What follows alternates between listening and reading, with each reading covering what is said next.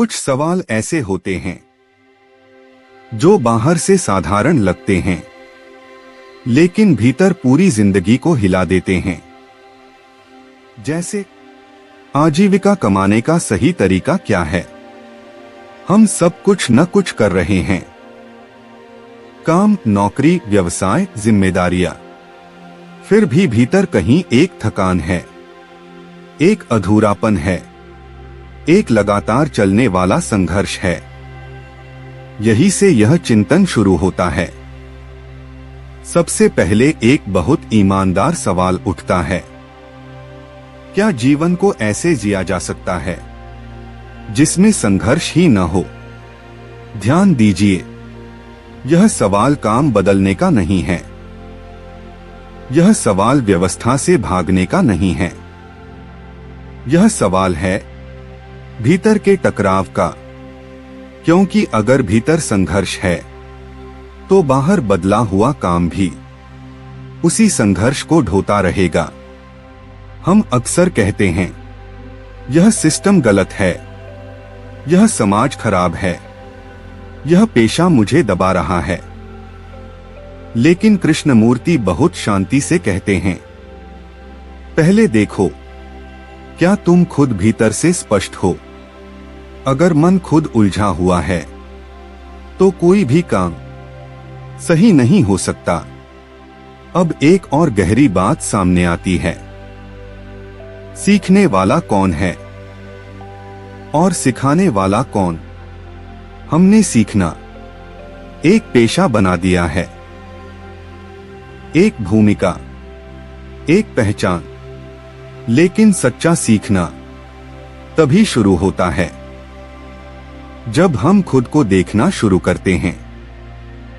जो व्यक्ति सिर्फ दूसरों को दिशा देता है लेकिन खुद को नहीं देखता, वह अनजाने में उसी भ्रम को आगे बढ़ा देता है जिसमें वह खुद फंसा है। यहीं से समाज का प्रश्न आता है, एक ऐसा समाज जो प्रतिस्पर्धा पर खड़ा है, डर पर खड़ा है, हिंसा पर खड़ा है, क्या उसमें सही आजीविका संभव है? हम जल्दी से कह देते हैं, नहीं, संभव नहीं है। लेकिन कृष्णमूर्ति कुछ और कहते हैं, अगर जीवन ही संघर्ष से भरा है तो सही आजीविका की तलाश व्यर्थ है, क्योंकि सही आजीविका अलग चीज नहीं है, वह उसी जीवन की अभिव्यक्ति है जो आप जी रहे हैं।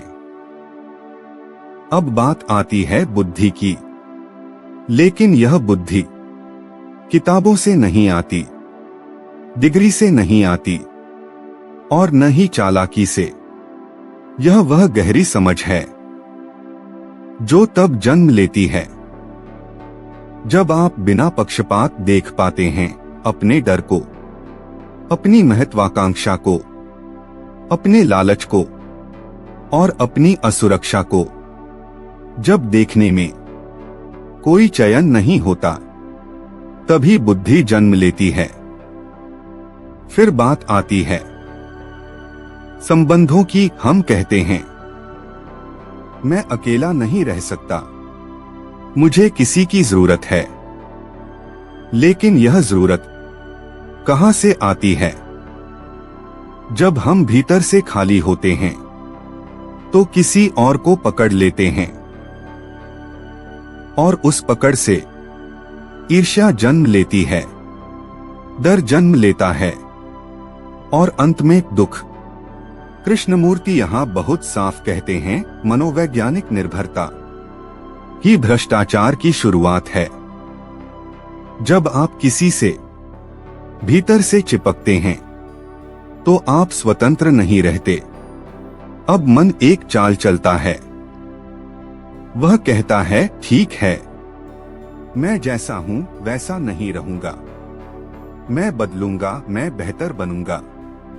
लेकिन यही संघर्ष फिर शुरू होता है, क्योंकि जो है उसके खिलाफ खड़े होना ही संघर्ष है, कृष्णमूर्ति कहते हैं, क्रोध को अहिंसा में बदलने की कोशिश मत करो, डर को साहस में बदलने की कोशिश मत करो, बस देखो पूरी तरह ईमानदारी से। जब देखने में कोई विरोध नहीं होता तो परिवर्तन अपने आप घटित होता है। अब सवाल आता है क्रिया का। हमारी ज्यादातर क्रियाएं या तो अतीत से निकलती हैं या भविष्य के डर से, लेकिन सही क्रिया इन दोनों से मुक्त होती है। वह न तो इनाम चाहती है, न सुरक्षा, न पहचान, वह बस समझ से निकलती है।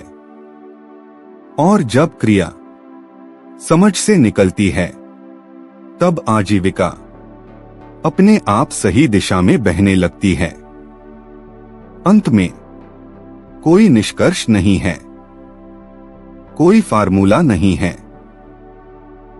सिर्फ एक आमंत्रण है खुद को देखने का, क्योंकि जब भीतर स्पष्टता होती है तो बाहर का रास्ता पूछना नहीं पड़ता, वह खुद प्रकट हो जाता है।